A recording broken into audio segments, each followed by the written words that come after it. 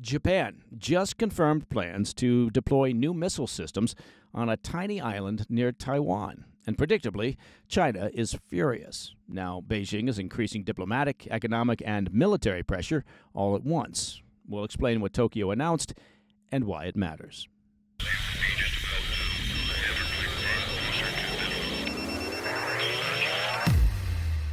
This morning, the diplomatic dust-up between China and Japan just got dustier. For weeks now on this show, we've been tracking the growing tension between Beijing and Tokyo ever since Japan's new prime minister, Sanae Takaichi, made the remark that a Chinese blockade of Taiwan would threaten Japan's survival. That single line from a brand new prime minister set off alarm bells in Beijing and marked the clearest public link that's been made between Japan's security and the fate of Taiwan. Now, the rhetoric has turned into something much bigger. Tokyo has announced that it plans to deploy a surface-to-air missile unit on Yonaguni, the tiny Japanese island that sits just 68 miles from Taiwan's coast. That's close enough that on a clear day you could actually see Taiwan's mountains from the shoreline. Oh, it's kind of like seeing Russia from Alaska. Now, Japan says this is a protective measure. The islands in its southwest are vulnerable, and Tokyo argues that adding a modern air defense system gives them the ability to detect and intercept hostile aircraft or drones long before they reach Japan. On paper, well, that sounds like prudent self-defense. But Beijing erupted the moment the news dropped. Chinese officials called the plan, quote, extremely dangerous, accused Japan of stirring up confrontation, and warned that neighboring countries should be on high alert. Then Beijing's messaging machine turned on. Chinese state media blasted Japan for escalating tensions. The foreign ministry accused Tokyo of intentionally provoking a confrontation, and the military joined in with a wave of tightly edited videos. Rocket force launchers rolling into position, missile bays opening, warships cutting through the South China Sea, all accompanied by ominous voiceovers like, quote, if war breaks out today, this is my response. Well, that's very dramatic. And China didn't stop there. It issued new travel warnings for citizens going to Japan. Regulators moved to slow or block Japanese entertainment imports. And Chinese commentary framed Japan as joining a containment ring with the U.S. and Taiwan.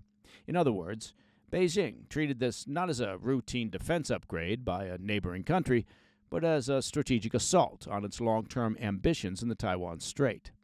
For Taiwan, though, the move is welcome. A senior Taiwanese official said simply that Japan has every right to defend its territory and that stronger defenses in the region help maintain stability. That's diplomatic language for good. Please do more of this. And that gets to the heart of why this deployment matters. Japan has been shifting away from its traditionally cautious defense posture. For years, Tokyo tried to avoid saying anything too explicit about Taiwan's security. They'd talk about peace and stability across the strait, but they avoided drawing a bright line between Taiwan's fate and Japan's own. So, Prime Minister Takaichi changed that calculus with her comments earlier this month. And now, this missile deployment turns that idea into something physical, a real permanent military installation placed almost within eyesight of Taiwan. From China's perspective, this is exactly the kind of regional tightening that they've feared. Japan is drawing closer to the U.S. on joint deterrence, strengthening ties with Taiwan, and building out the infrastructure that would allow it to respond quickly in a crisis.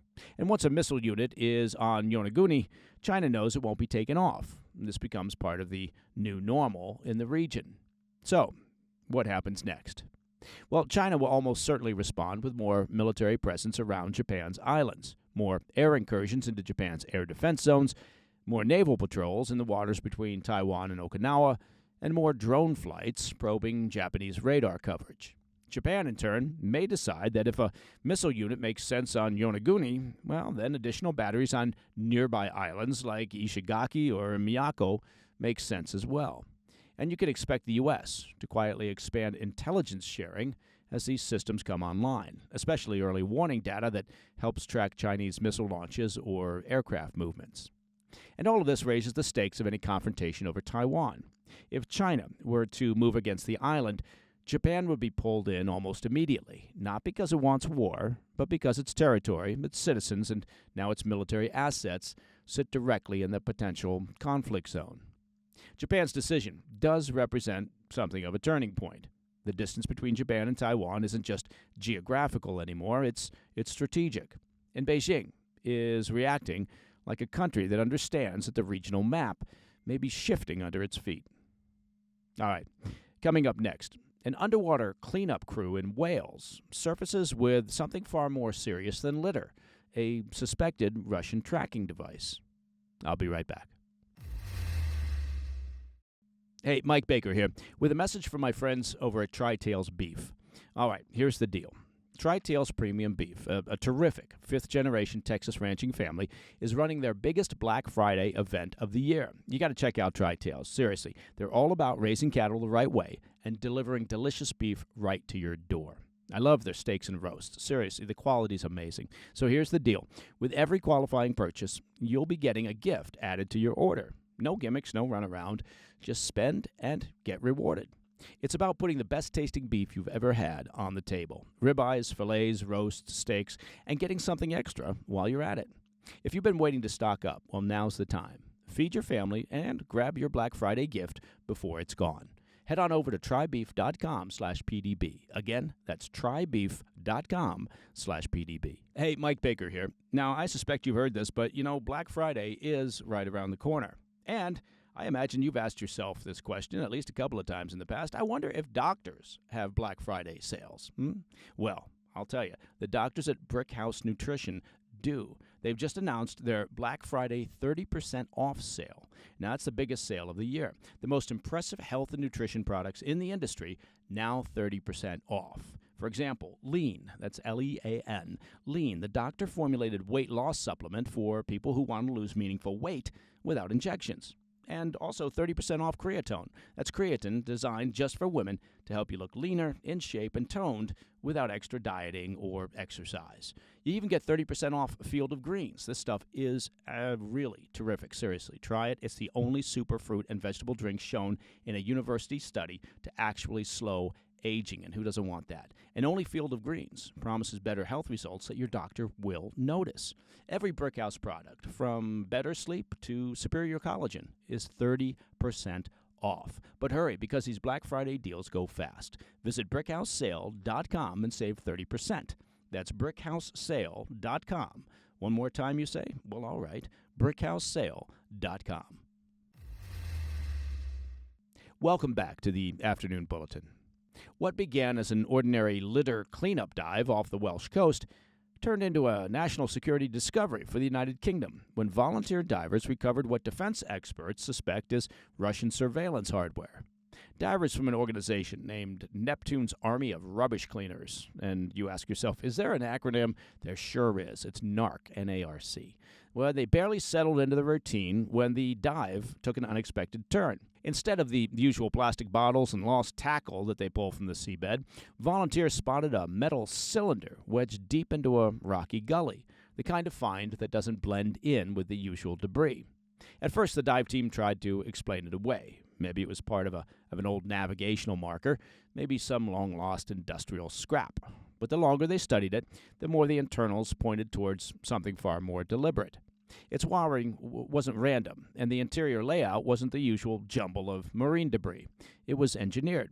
And as they compared it with examples they'd seen in defense literature, the device began to resemble a sonobuoy. That's a combination of the words sonar and buoy, an underwater acoustic sensor that navies use to track submarine movements. Given Russia's recent behavior around British waters, that possibility didn't feel far-fetched. Following protocol, the organization contacted port authorities and a former Royal Navy colleague before elevating the find to HM Coast Guard. The battered 4-foot, 30-pound device was carefully extracted from the gully, and once photos reached defense analysts, the consensus formed quickly. Independent defense experts say they're confident that the object is a Russian hydroacoustic sonobuoy, the same type typically deployed by Russia's Tu-142M long-range maritime patrol aircraft. Say that 2 times fast. The device's fitted orange outer sleeve, generally marked with a serial number, was missing, mirroring the condition of several other Russian devices that have been recovered across Europe. That context matters because the pattern is becoming increasingly difficult to dismiss. Nearly identical Russian sonobuoys have washed ashore in the UK and Ireland and Lithuania and in Russia's own Novosibirsk region in recent years. The defense experts note the lack of marine growth on the Welsh find, and that's a sign that it was deployed recently rather than some Cold War relic that Moscow could casually explain away. The discovery also arrived in the midst, of course, of concerns about Russian activity beneath the waves. As we reported last week, UK Defense Secretary John Healey confirmed that the Russian signals intelligence vessel, the Yantar, had been operating just beyond British territorial waters. And while Moscow says Yantar is merely a research vessel, nothing to see here, Western governments have long pointed to its advanced undersea capabilities, viewing it as an intelligence platform designed to map and probe critical undersea communications cables. The Russian embassy insisted, predictably, that Moscow is, quote, not interested in British underwater communications. Of course they're not. No interest whatsoever, even as Russian surveillance hardware continues appearing along European coastlines and Russian vessels like Yantar operate at the very edge of UK waters. But the Russians have no interest in all that communications information. None whatsoever. And that, my friends, is the PDB Afternoon Bulletin for Monday, the 24th of November. Now, if you have any questions or comments, please reach out to me at pdb@thefirst.tv.com. And to listen to the show ad-free, well, it's very simple to do. Just become a premium member of the President's Daily Brief by visiting pdbpremium.com. I'm Mike Baker, and I'll be back tomorrow. Until then, stay informed, stay safe, stay cool. Hey, Mike Baker here with a message from our pals over at Birch Gold Group.